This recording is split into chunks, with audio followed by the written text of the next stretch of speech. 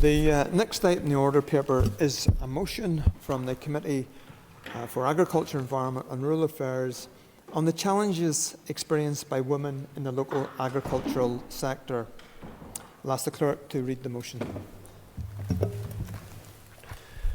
That this Assembly endorses the report of the Committee for Agriculture, Environment and Rural Affairs on the challenges women experience in the local agricultural sector, recognises the practical, social and cultural barriers which women face in the industry, acknowledges the crucial and valuable role that women play in running farms and agri-businesses, and calls on the Minister of Agriculture, Environment and Rural Affairs to put in place measures to support women in the sector, as has been done in other jurisdictions.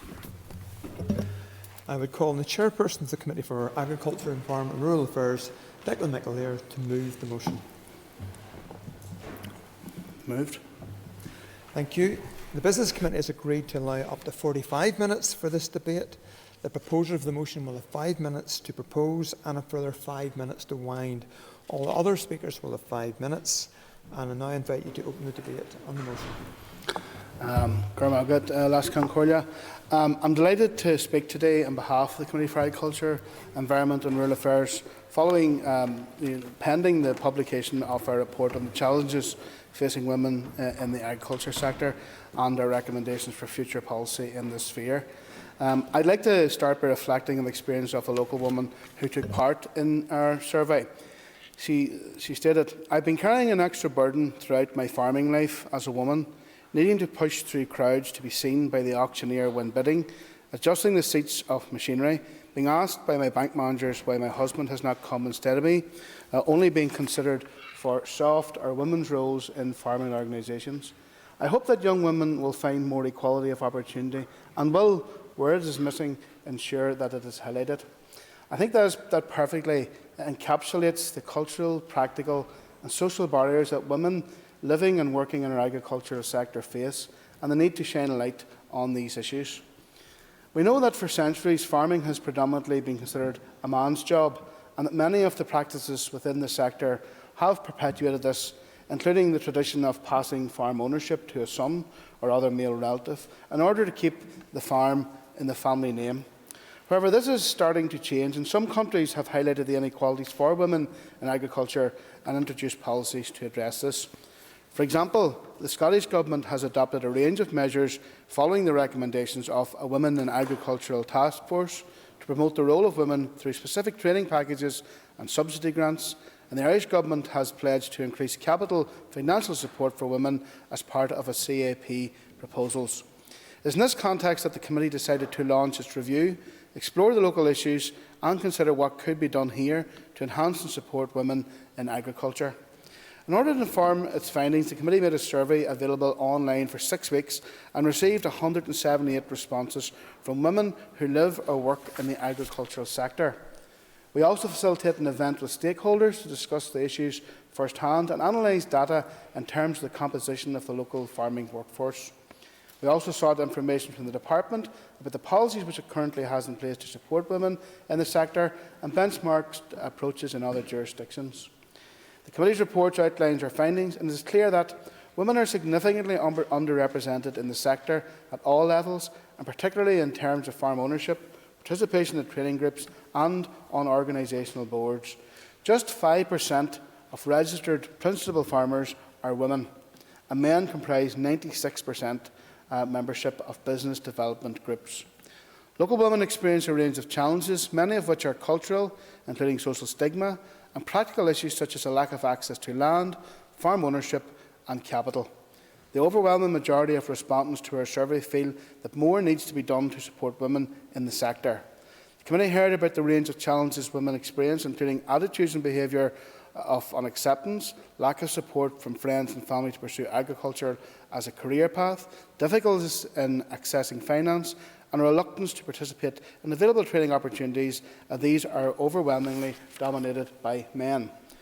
We asked women for their views on how these barriers could be addressed, and there were a number of messages, including giving greater prominence to women leaders in the sector to showcase their success, educating farm families about the need for wider thinking in terms of inheritance and to consider all siblings as potential successors, developing bespoke training opportunities for women in the sector and facilitating women-only networks, ensuring that leaders within the industry set an example of expected behaviours in terms of gender equality and acceptance.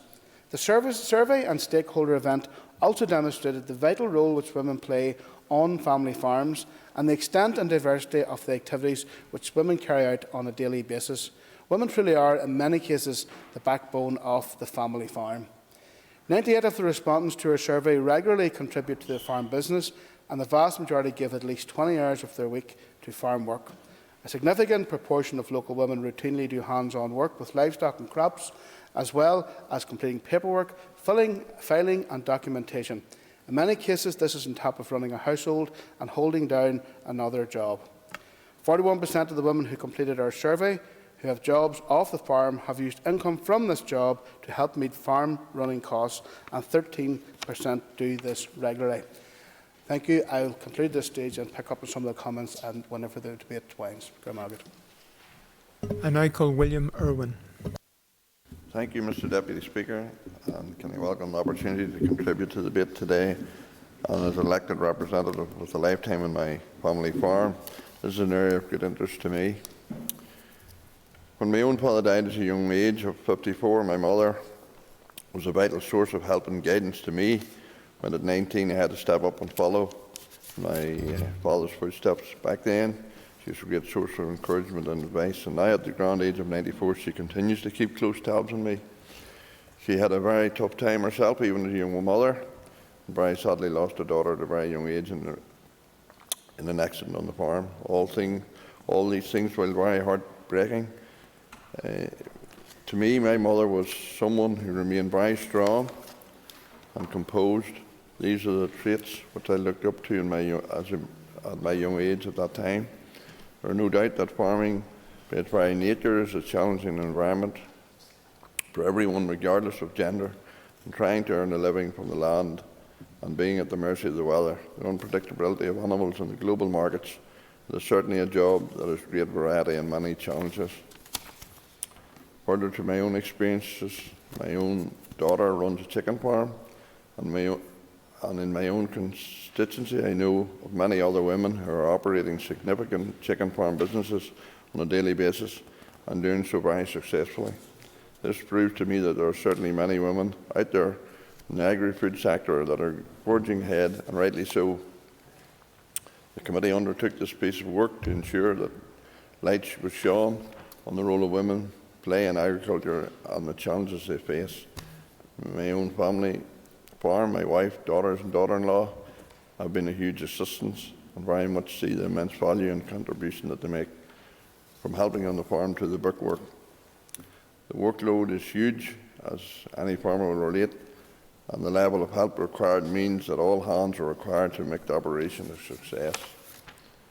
In relatively recent times, there has been significant publicity through the mainstream media on farming and food production, with a growing number of television programs dedicated to farming and showing in great detail family life on a farm.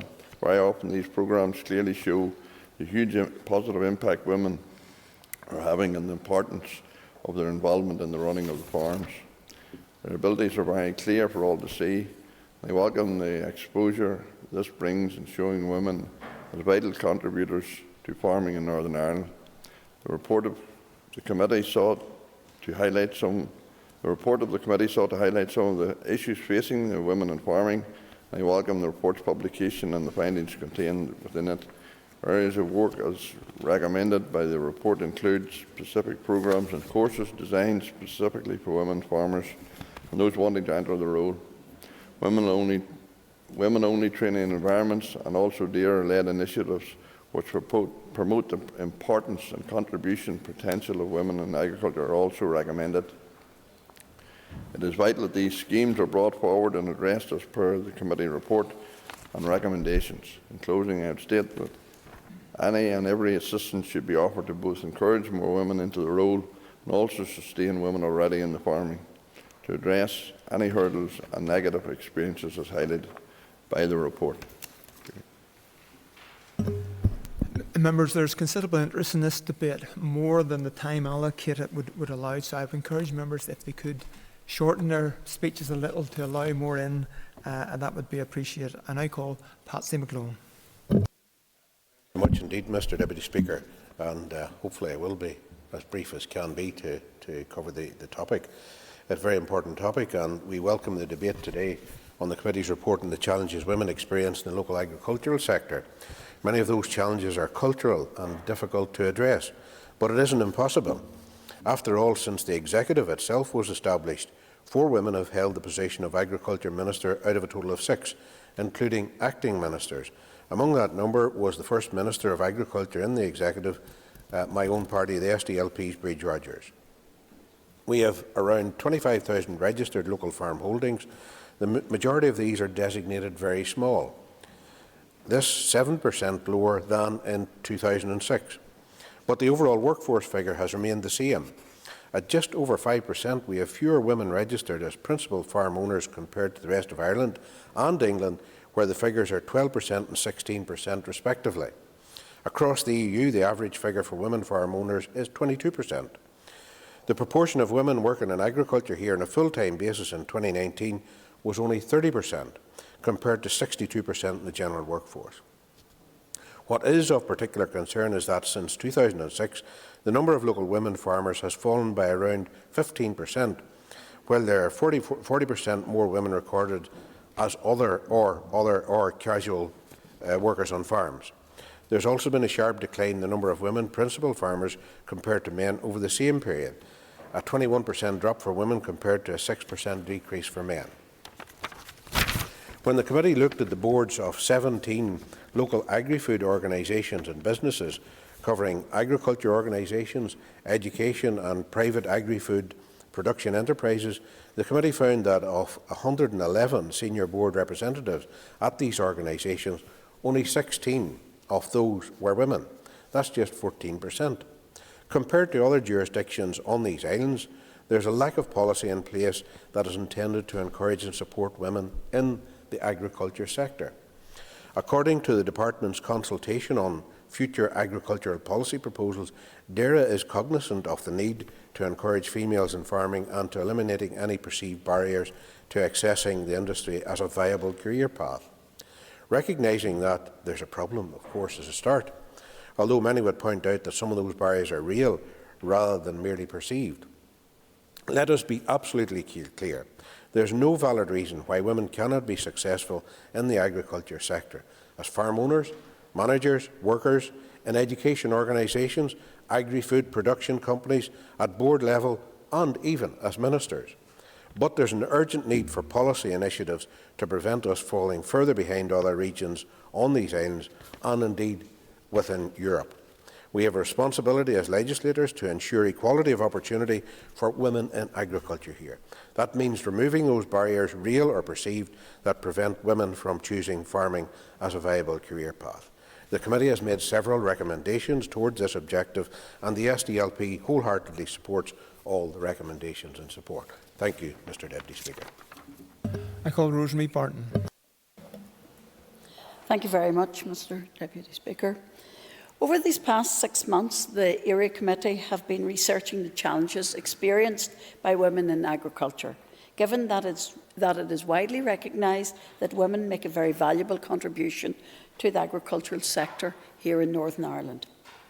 There are approximately 25,000 agricultural holdings in Northern Ireland, with women approximately making up 22% of the agricultural workforce. And 95% of the farms are owned by men.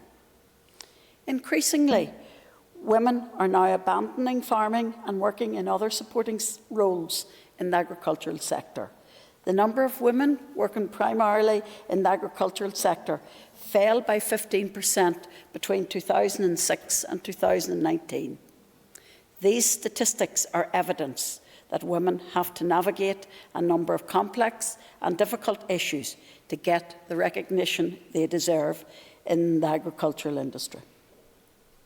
There appears to be a historical legacy of culture and attitude towards encouraging young women into agriculture in comparison to young men. The question of succession and parental attitudes to daughters being willed land is a barrier to female ownership. Many still see farming as not a suitable career for women and girls, and the family farm is passed to the son, thus leaving their daughter without access to succession land. There's also a mindset where it is preferential that the family farm remains in the family name, which would not be the case if inherited by a daughter who got married. From the agri report, comments included that while many women helped out on the farm in an unpaid capacity, feeding animals or completing paperwork, there was a reluctance from the male owner of the farm to have the farm jointly owned with their partner. Another very telling comment was made: women are not seen to be competent enough to run farms. As a woman in the agricultural sector, I frequently have men walk into the yard and immediately ask if my father or husband is around. While it is recognised, Mr Deputy Speaker, that there is good gender balance on many of the Level 2 courses offered by CAFRE, this further highlights the challenges experienced because so few women return to the family farm. Many make a career in agri-associated businesses or the agri-food industry. Another concern raised was the gender equality around boardroom tables of the agri-food industry. Is there a 50-50 split reflecting the population, or is there a less equal split? And I think you all heard Mr McGlone refer to that also in his speech just a few moments ago. Mr Deputy Speaker, we live in the 21st century. Attitudes must change. Parents must encourage daughters by familiarising them from an early age with all the farm work, thus instilling a confidence in all of their family and giving them good experiences of becoming involved in the agricultural sector. For women to overcome many of these challenges in the agricultural sector, whether it be inheriting and owning a farm, having joint names on herds and payments, or applying to become a board member in some of our agri-foods, DAERA must also help by considering addressing these challenges through a programme of education and mentoring for both cultural and attitudinal changes, perhaps similar to a programme in Scotland, which I understand has been very successful. No longer should one, because of their gender, feel less empowered to succeed in the local agricultural sector. Thank you. Could we have John Blair onto our screens? And I call John Blair. Mr Deputy Speaker, thank you. I'm pleased to be able to join remotely for the debate today and support the comments made by the committee chair and other committee colleagues. Deputy Speaker, the glass ceiling restricting women in the various strands of the agriculture sector is similar to that witnessed over many generations in other walks of life also. This includes, of course, politics and other areas of public life. It is important to call this out and right to call this out on International Women's Day, and more important, to do all that we can to break these barriers. In agriculture, there have been particular and persistent cultural as well as practical barriers for women. These include perception around those assumed to be interested in playing a leading role. There have been barriers around inheritance and also in succession planning. Barriers also in education, training and access to funding. Deputy Speaker, Government, DAERA in particular, and all of us in this Assembly and in public life have a role to play in breaking these barriers. The motion from the committee is a result of engagement and consultation, which not only further identified these barriers, but also stressed the need to find solutions. Hopefully, this will lead to increased engagement by the committee, the Assembly, the Department and the Minister. The engagement must find ways to support women in the sector and across the sector in a way that has been done in other jurisdictions. On behalf of Alliance, Mr Deputy Speaker, I support the motion. I call Emma Sheeran. Gura maiagat leis cinn cóirle ar dús seo searta na Gaeilge agus lá idirnáisiúnta na man fásta so ba bhfuil coppla focail a rá in Gaeilge lá idirnáisiúnta na man honna daobh. An cosú leis an teanga Gaeilge caithfí muid takeíocht de chóirt do bhrá na tuthe in éireann nua. Firstly, it's Seart na Gaeilge, it's actually Cockaish na Gaeilge, and it's also International Women's Day today. And just like the Irish language, we have to support our rural women in a new Ireland. Because, like our Irish language speakers, our farmers and food producers have often succeeded in this country in spite of support from state, north and south. And for women engaged in this industry, the challenges have always been exacerbated. When we think of the traditional family farm, the woman's role was always very clearly defined. It included everything. Many a farmer's wife was a farmer herself. She had to tend to chickens, tend to pet lambs, milk cows, bring in feed, clean out pens and do all of the housework, rear children, bake bread, make dinners and everything in between. And I'm thinking at this point of my own two grannies on International Women's Day, both of whom would have been described as housewives at various points of their life, both of whom could have been described as not working, but the whole show would have fallen apart if it wasn't for them. So whether we like it or not, we still do have gender norms in this country. The theme this year of International Women's Day is breaking the bias, and we still have a long way to go. Women are more likely to be in insecure work, more likely to be part-time and have more unpaid responsibilities. The pay gap is estimated to sit at around 9.6% in the North, with women earning 9.6% less than men. And in the Feminist Recovery Plan produced by the Women's Policy Group, we're told that 1/3 of women have unpaid caring responsibilities. This affects all women, but it often affects rural women more. Childcare is less accessible, public transport is often unavailable completely, and support networks for women in rural areas are dispersed, leaving women isolated. When we talk about inequalities, we have to consider them intersectionally.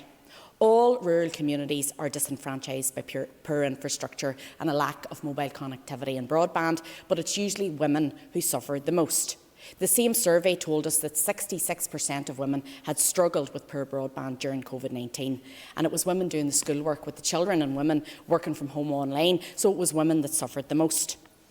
For our female farmers, they have all these challenges and more. I know women who farm in my local area.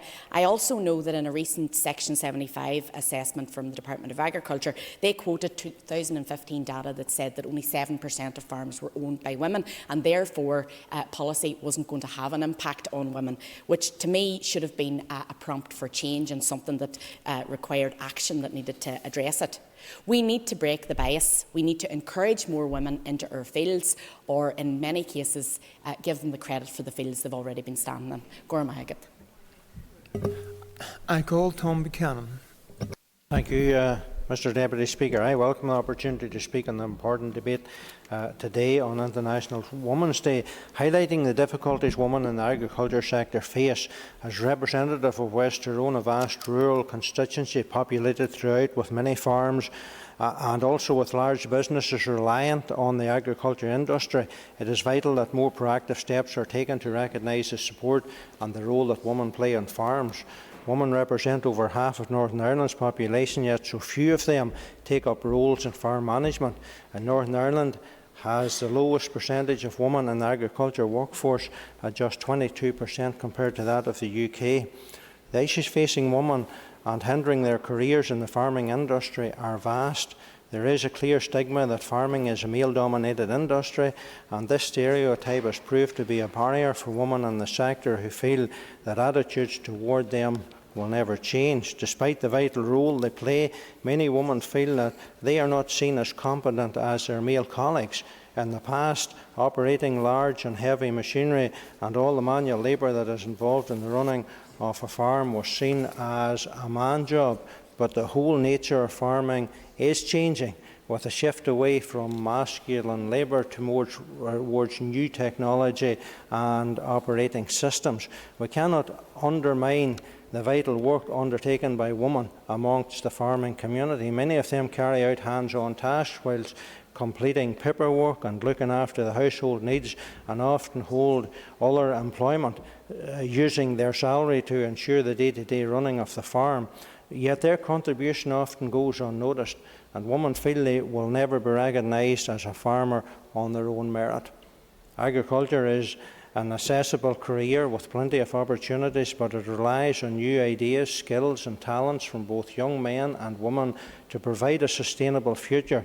Such measures have already been implemented in other parts of the United Kingdom, such as in Scotland, who have funded 3 pilot training programmes to encourage women's participation in the agriculture sector. Already 200 women have enrolled in Scotland's Be Your Best Self programme, which supports women in developing their leadership abilities and ensuring agriculture is a more resilient and economic sustainable industry. This Scottish task force also planned to scope the provision of childcare services in rural areas and how to improve its availability to women who want to work in the agricultural sector. The online survey carried out by the DAERA Committee showed that the unreasonable hours required with farm work and the lack of support offered to women, such as maternity leave and help towards childcare costs, was one of the biggest deterrents for women entering the agriculture industry on a full-time capacity. Similar initiatives need to be rolled out in Northern Ireland to give women the time to take part in courses to enhance their leadership skills and to boost their overall morale working in a male-dominated environment. It is clear from the committee's findings that the women in this sector feel their opinion is not as readily accepted as a male's. A woman's perspective can differ from a man's, but new approaches and ideas will help the industry modernise and meet the challenges that agriculture will face in the near future, such as the new climate change bill, where farms will now have to take active steps to reduce their emissions. Throughout the United Kingdom, it is expected that more women will enter the agriculture industry in the future as the uptake of women in future education courses and agriculture has increased. And I would welcome the courses that are already being offered at CAFRE to encourage young women even into the sector. And I do appreciate more maybe can be done and can be looked at, but there is something that's ongoing there at the minute. And we as a committee have the opportunity to ensure that the agriculture industry is a fairer, more inclusive industry, and should make it a priority to promote women who wish to advance their career throughout the whole agriculture sector. Thank you. I call Sinead Ennis. No. Deputy Speaker actually took my name off the speaking list. Sorry, misunderstanding. I call Harry Harvey. Thank you, Mr. Deputy Speaker. And members have already alluded to, it is very fitting that this motion has been brought to the floor of the Chamber on this International Women's Day. It goes without saying that women contribute so much right across society, both in traditional roles and more in roles which would have been less popular for them in previous years. One such area has been engineering, evidenced by the rising numbers of females entering that profession. Greater numbers of women across these sectors, traditionally reserved for men, has shown that no matter your gender or identity, anyone can achieve their goals within whichever field they wish to pursue them in. Like so many other job roles, farming has seen rising numbers of women taking an active role within that sector, a sector which for centuries has been seen as a man's domain. Now, more than ever before, women are stepping forward, not to support the farm business, but to run, own and manage it. This is something that not only needs to be celebrated, but encouraged. It must be remembered, however, that women have always played an important role within the farming and rural community, a role which, so often under-recognised, has always been equally vital to the continuity and viability of many of our farms across the country. That said, there are unique challenges that face women who decide to play more of fundamental and managerial role within the sector. And we should not only be alive to these issues, but seek, where possible, to highlight and tackle them head on. Whether it be within agriculture or any other sector or profession, there is no place for disadvantage being placed upon women. Whilst much has been done and achieved over the past 2 decades to address the gender imbalance and associated issues, there is still work to be done. The Agriculture Committee over the recent months has been seeking to do exactly that with the commissioning of the report called Breaking the Glass Ceiling, a critical assessment of women within agriculture, which launches today.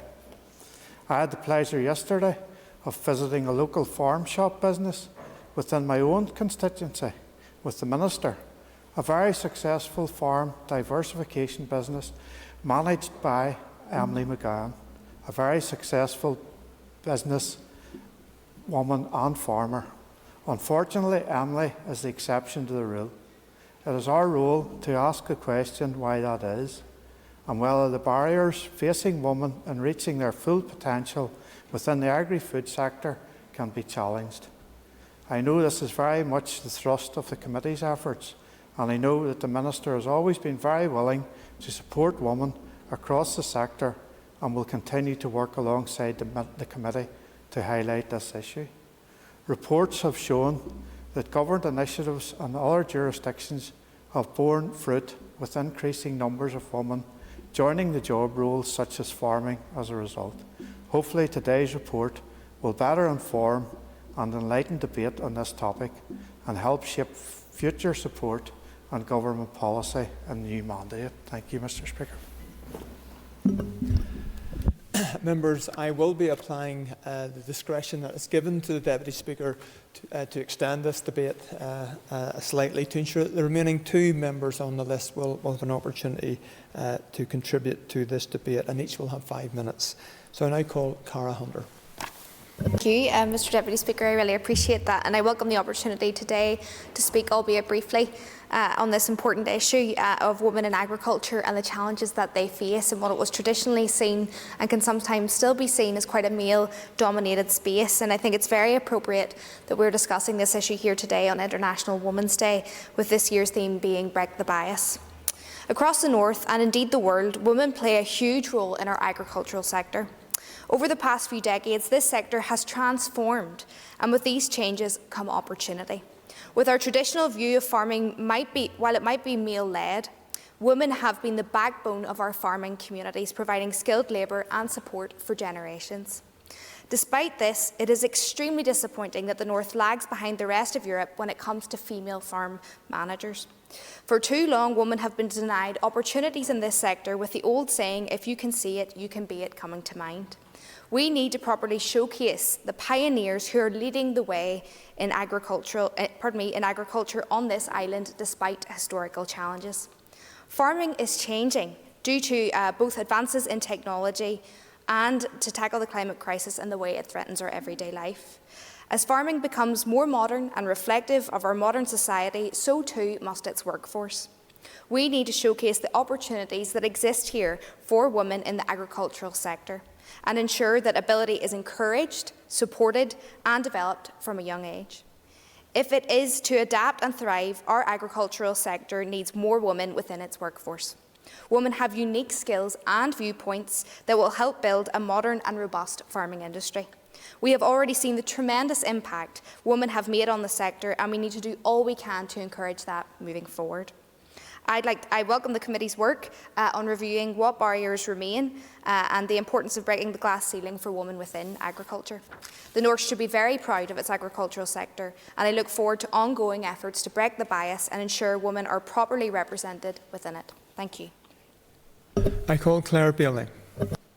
Thank you, Deputy Speaker, and I'm very well aware that the timing is tight. For this motion debate, we've been allocated 45 minutes rather than the usual 1.5 hours. So I thank you for the extension of the timing, so I'll keep my contribution short. But it is International Women's Day, and on International Women's Day, people around the world are challenged to really imagine a gender-equal world. And imagine in 2022 still having to raise awareness against gender bias, because that's the theme for this year's International Women's Day, and it's why we're here as well, acknowledging this report. And there's no surprises at all in this report, and I'm glad that our committee, the ERA committee, did carry this piece of work out. And I urge every member to read it and every party to adopt the recommendations. And what you'll find in this report is exactly what you'll find when we're talking about women in any sector and women in any leadership roles around the world. The barriers are the same, and the research has shown us that it's the 5 C's.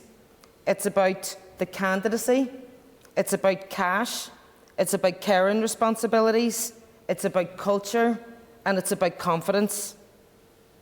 And that's exactly the same for women around the world in any sector as it is for the women in our agricultural sector here. And during the carrying out of this report, we heard the stories from women in the agriculture sector here in Northern Ireland about the misogynistic attitudes that they face at farmers' markets, in sales, and in the industry as a whole. And we have a chance to stop this. And there's a real chance to now embed the principles of gender equality throughout the agricultural sector that will transform not just the sector, but our society as a whole. And I hope that the Minister, I hope that the Department, and I hope that everybody here takes notice and does the right thing for women right across society. Thank you. I now call Michelle McElveen, who, whilst Minister for Education, will be responding on behalf of the Minister of Agriculture, Environment and Rural Affairs, and you've up to 7.5 minutes. Thank you, Mr Deputy Speaker. And on this International Women's Day, I welcome the opportunity to participate in this debate today on behalf of Minister Poots, who is unable to attend. This report highlights the need to support women in the agriculture sector, and it is a fact that women do remain underrepresented in the agriculture industry, and there are real and perceived barriers to undertaking a career in farming. That's been well articulated by both the Chair and other members in the Assembly here today. It's important that the industry moves forward in a way that supports and encourages women to take on leadership roles, both within farm businesses and across the wider sector. It's also imperative that future agricultural policy helps promote and inspire the next generation of farmers, both female and male. It's well known that the local agriculture industry is traditionally male-dominated. The most recent EU Farm Structure Survey in 2016 showed that 76% of farm workers in Northern Ireland were male and 24% were female, although the proportion of female managers was just 5%. However, DAERA's College of Agriculture, Food and Rural Enterprise, CAFRE, delivers education programmes to around 1,900 students, and it is really positive to know that the number of female students is increasing. CAFRE delivers both further education and higher education programmes, and whilst 27% of the further education students are female, many of these further education students use their course as a progression route to higher education. Notably, 54% of CAFRE students studying for foundation or honours degrees in agriculture are female. CAFRE students are the industry leaders and influencers of the future, and this changing picture should mean that we will begin to see a shift in the demographics as these young people leave college and begin to follow their chosen careers in the agriculture industry. Without doubt, knowledge transfer is critical to improving future performance, sustainability and resilience of the agri-food industry. The CAFRE continues to deliver knowledge transfer, innovation and technology transfer programmes to people who are already participating and working in the agriculture industry.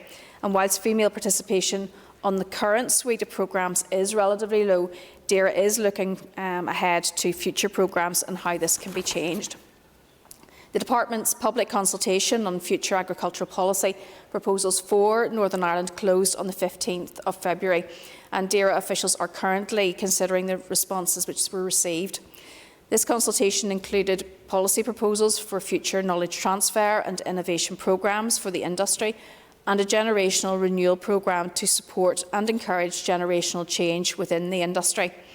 The development of programmes in these two policy areas provides an opportunity to address the recommendations made in this report, to facilitate enhanced training and education for women in the sector, and to promote and encourage succession regardless of sex. Across the industry as a whole, it's important that both individuals and organisations demonstrate appropriate behaviours of fairness and equality. One recommendation in the report launched today, which is very welcome, is that female representation on boards and committees should be increased.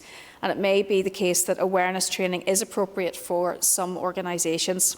However, I do note that DAERA is actually leading by example, with 45% of staff being female. Also, all DAERA staff undertake mandatory unconscious bias training as induction, and they are also encouraged to complete the Equality Commission for Northern Ireland's online training regarding Section 75 duties. In addition to this, DAERA staff at CAFRE deliver diversity and inclusion training each year to students to reinforce key messages about equality and respect as they study at college and then leave to work in the agriculture industry. I fully endorse the recommendation in the report that organisations across the sector should consider how women can be promoted in communications about new initiatives, policies and projects, and this is important across all industry sectors. It's encouraging to note that DAERA also leads by example in this area of work by highlighting the roles and responsibilities women carry out in the agriculture sector. In addition, CAFRE ensures that there is strong female representation across all the communication channels which it uses. Students and alumni are featured regularly studying and working in rewarding jobs and leadership roles. In conclusion, Mr Deputy Speaker, there are many steps already being taken to bring cultural and behavioural change that will positively impact women in agriculture and help them to overcome perceived barriers to their career progression. However, this report does show that there is more that could be done. It's important that DAERA and the industry work together to facilitate change through ongoing policy development. Thank you. I now call Declan McAleer, the committee chair, to conclude and wind up the debate on the motion. And I thank all of the members for their contributions here today on this International Women's Day. And we were delighted to be able to get this motion in the chamber on this particular day. And indeed, we're actually launching the report now, just at 1:30 up in the Long Gallery. So we will elaborate on a bit more detail. So everyone's invited to come up to the Long Gallery just before 1:30, and we'll elaborate on the report in a little bit more detail. To conclude, the review has highlighted the central role that women play in our agricultural sector, and it has shone a light on the issues and barriers which they face on a daily basis, many of which are embedded in tradition and cultural practice, and that is what we heard from speaker after speaker here today. And while it will take years of persistent action to deliver full equality of opportunity, the committee's recommendations aim to set and train in motion towards greater inclusivity for women in the sector and to address some of the challenges. In the context of impending changes from climate change legislation, a new system of farm payments and trade dynamics arising from Brexit, our local agricultural sector cannot afford to keep doing things the same way. By embracing, supporting and encouraging women to have greater prominence and leadership in the industry, our agricultural sphere will be better placed to adapt, diversify and modernise in response to strategic challenges. Finally, I'd like to thank everyone, particularly the women, who took time to complete the survey and who participated in our stakeholder event, as well as those organisations who provided their insight and advice to the committee on the issues, and that's including the Ulster Farmers Union and the NI Rural Women's Network. And the committee recognises that delivering change and equality of opportunity for women in our agriculture sector will take many years, and we hope that this review will be a positive first step along that journey. Members, the question is that the motion standing on the order paper be agreed. All those in favour say aye. Aye. Contrary, no. The ayes have it. The ayes have it. I'd ask members to take their ease again before our next item of business.